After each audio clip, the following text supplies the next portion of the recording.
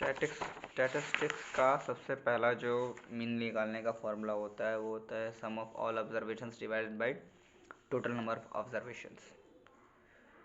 ये तब होता है जब हम अनग्रुप्ड डेटा की बात करते हैं, लेकिन जब अनग्रुप्ड फ्रीक्वेंसी डिस्ट्रीब्यूशन की बात आती है तो वहाँ पे हमारा फॉर्मूला चेंज हो जाता है sigma F I X I upon sigma F आई, जहाँ पर सिग्मा एफ आई एक्स आई जो होता है उसका मतलब होता है number means that observation multiplied by it's frequency.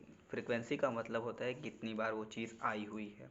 जैसे अगर मैं कहीं पे 4-5 नंबर्स ऐड कर रहा हूँ, जैसे 2+2+3+4, तो इसमें 2 जो है वो 2 बार आया है, तो इसको अगर मैं 2+2 लिखता हूँ तब भी 4 आएगा, और 2 × 2 लिखता हूँ तब भी 4 आएगा। सिमिलरली अगर कहीं पे लिखा हो 3+3+2+1, तो यहाँ पे जो 3 है वो 2 बार आया है, तो उसको चाहे मैं 3+3 6 लिखूँ, चाहे 3 × 2 6 लिखूँ, यहाँ पे 3 की जो फ्रीक्वेंसी होती है वो होती है 2।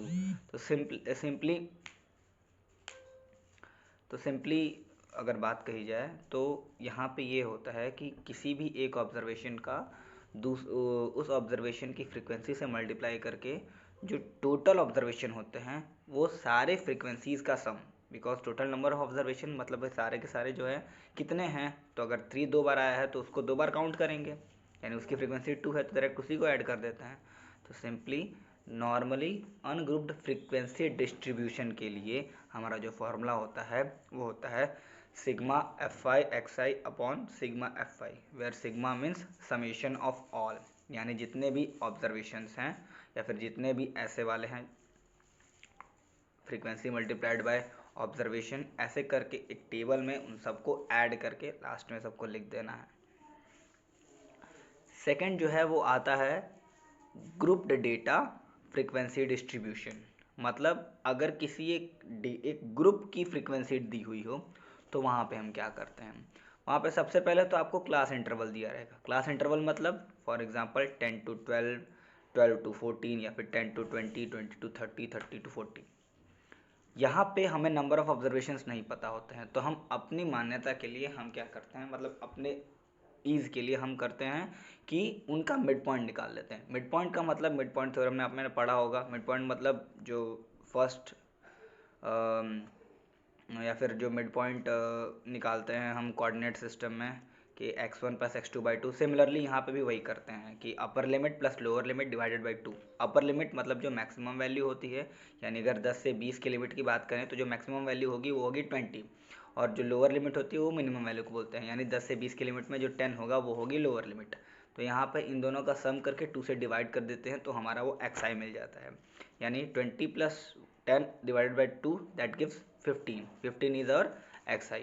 और पर ग्रुप यानी हर एक क्लास इंटरवल की एक फ्रीक्वेंसी दी हुई होगी, जैसा कि इसमें आप देख सकते हैं कि xi क्लास डेटा डिस्ट्रीब्यूशन सब कुछ दिया हुआ है।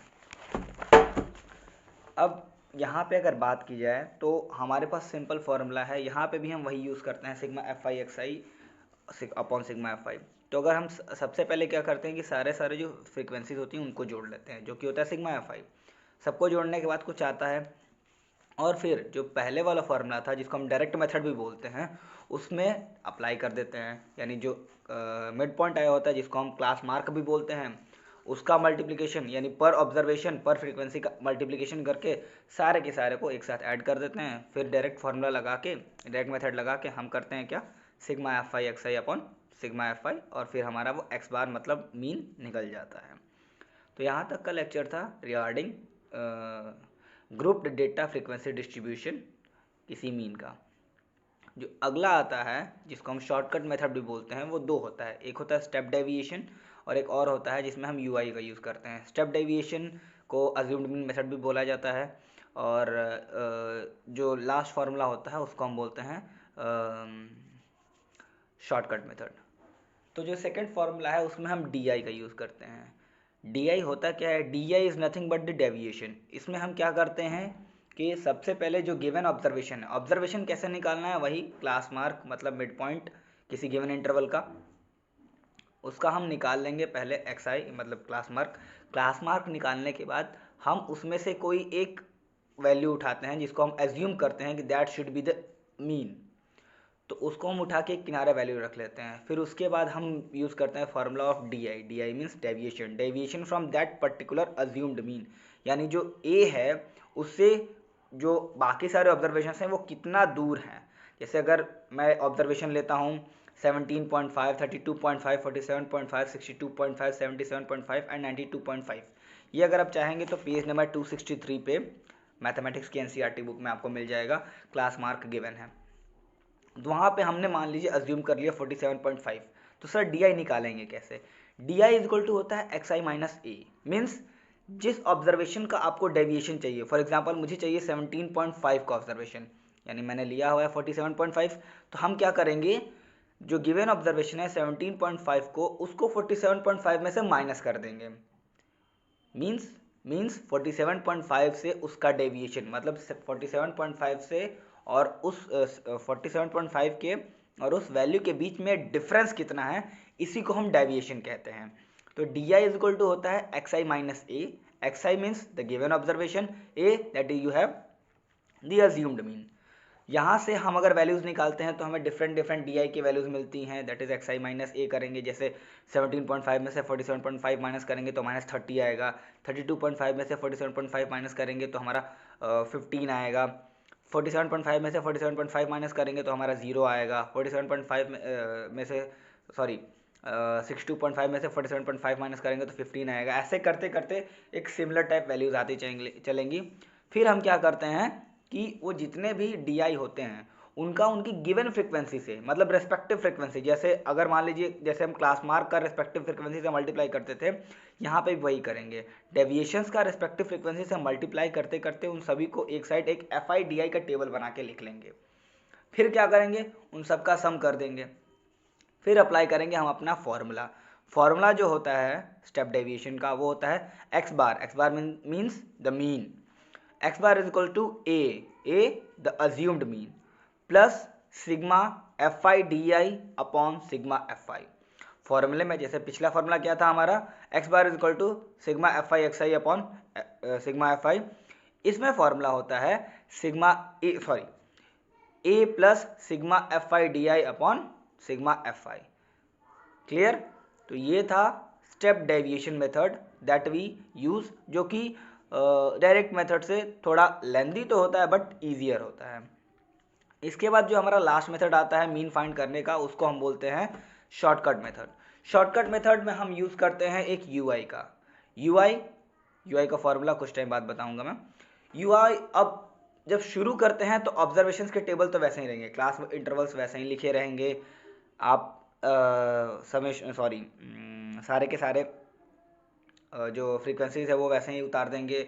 आपको क्लास मार्क उतारना पड़ेगा, मतलब मिड पॉइंट ऑफ ऑल। फिर आपको डी आई भी निकालना पड़ेगा। डी आई के बाद जो हम यूज़ करते हैं that is we use U I is equal to D I upon H. अब डी आई तो सब जानते हैं, एच क्या होता है? एच को हम बोलते हैं class size, means upper limit minus lower limit. Means अगर 20 अपर लिमिट है और 10 लोअर लिमिट है तो जो क्लास साइज है वो है 10 की। 10 to 20 का डिफरेंस कितना हो गया? 10। तो इसी को हम बोलते हैं class size, that is H. तो U I is equal to होता है X I minus A upon H.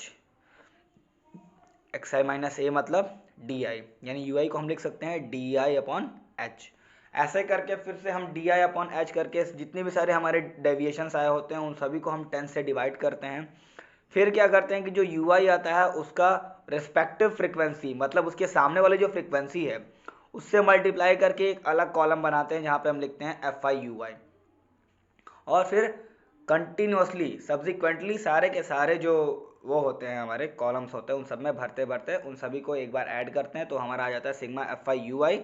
और फिर हमारा जो नया मेथड बनता है, नया फॉर्मूला बनता है, उसको हम बोलते हैं शॉर्टकट मेथड, जो कि होता है एक्स बार मतलब mean is equals to A plus sigma F I U I upon sigma F I into H.